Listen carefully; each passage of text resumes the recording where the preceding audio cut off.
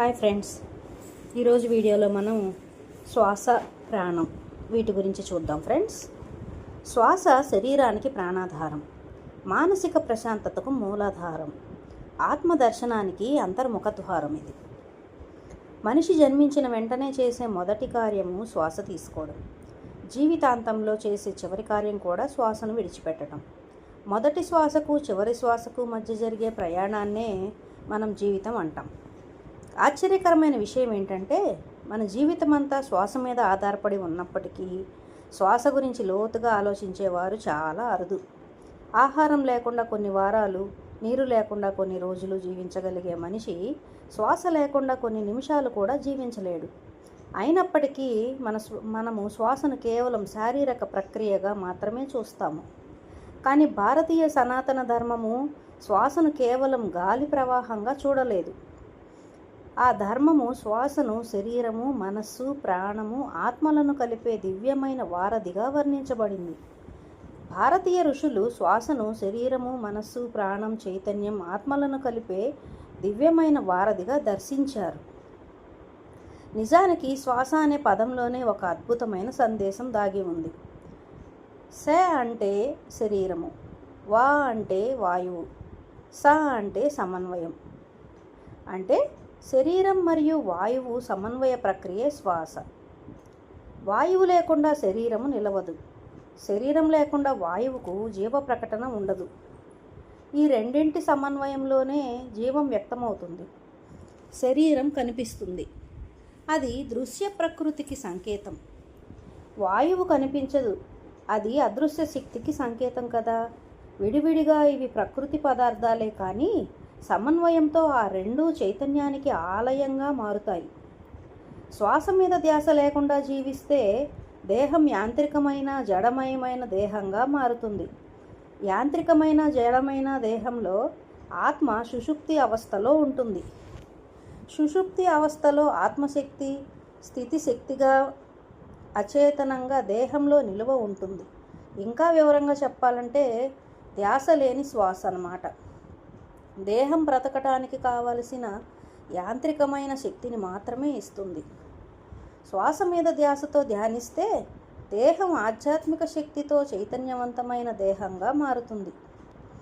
ఆధ్యాత్మిక శక్తితో చైతన్యవంతమైన దేహంలో ఆత్మ జాగృత అవస్థలోకి వస్తుంది. జాగృత అవస్థలో ఆత్మశక్తి స్థితిశక్తి చైతన్యవంతమైన గతిశక్తిగా, అంటే కైనటిక్ ఎనర్జీగా మారుతుంది. ఇంకా వివరంగా చెప్పాలంటే ధ్యాస పెట్టబడిన శ్వాస దేహానికి జీవించటానికి కావలసిన ఆధ్యాత్మిక శక్తిని అందిస్తుందన్నమాట. ధ్యాస పెట్టబడిన శ్వాసలో శుద్ధీకరణ శక్తి నిక్షిప్తమై ఉంటుంది. ఆ శుద్ధీకరణ శక్తి మలినావృతమైన మూలాధారాన్ని శుద్ధి చేసి చైతన్యపరుస్తుంది. శ్వాస మీద ధ్యాస కారణంగా సుషుమ్నా నాడి వ్యవస్థ శుద్ధి జరుగుతుంది. ఈ శుద్ధీకరణ ప్రక్రియ వలన కుండలిని శక్తి ఆరోహణ ప్రక్రియకు రంగం సిద్ధం చేసుకుంటుంది. మన శరీరంలో జరిగే గుండె కొట్టుకోవటము, జీర్ణక్రియ, రక్త ప్రసరణ, హార్మోన్ల ఉత్పత్తి లాంటి చాలా ప్రక్రియలు మన నియంత్రణలో ఉండవు. అవి ప్రాణ పరిధిలో ఉండి స్వతంత్రంగా జరుగుతాయి. అలాగే మనస్సులో ఆలోచనలు కూడా చాలాసార్లు మన అనుమతి లేకుండానే ఉద్భవిస్తూ ఉంటాయి. కానీ శ్వాస ప్రక్రియకు మాత్రం ఒక ప్రత్యేకత ఉంది. శ్వాస స్వతంత్రంగా జరుగుతుంది. గమనిస్తే మనచే గమనించబడుతుంది, అవసరమైతే మనచే నియంత్రించబడుతుంది కూడా.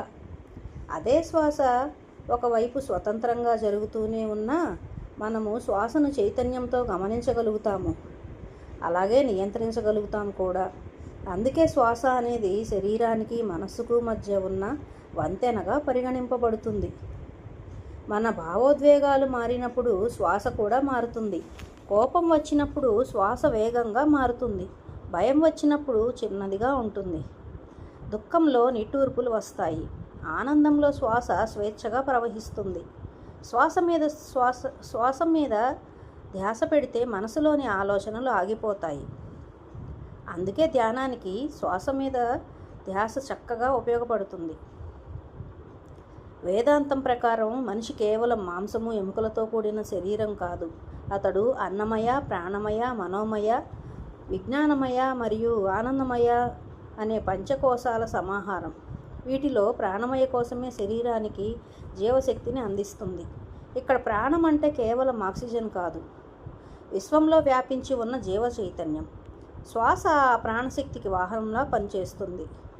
ప్రాణము సమతుల్యంగా ఉన్నప్పుడు మనసు ప్రశాంతంగా ఉంటుంది. ప్రాణ ప్రవాహము అసమతుల్యమైతే మనస్సు కూడా అశాంతిగా మారుతుంది. అందుకే వేదాంతము మనస్సును నేరుగా జయించటానికి ప్రయత్నించకుండా ముందుగా ప్రాణాన్ని సమతుల్యం చేయమని ఉపదేశిస్తుంది. ప్రాణము, శ్వాస గురించి తర్వాతి వీడియోలో ఇంకొంచెం ఇన్ఫర్మేషన్ని మనం తీసుకుందాం ఫ్రెండ్స్. ఈ వీడియో కనుక మీకు నచ్చినట్లయితే లైక్ చేయండి, షేర్ చేయండి, సబ్స్క్రైబ్ చేయండి friends. Thank you very much friends.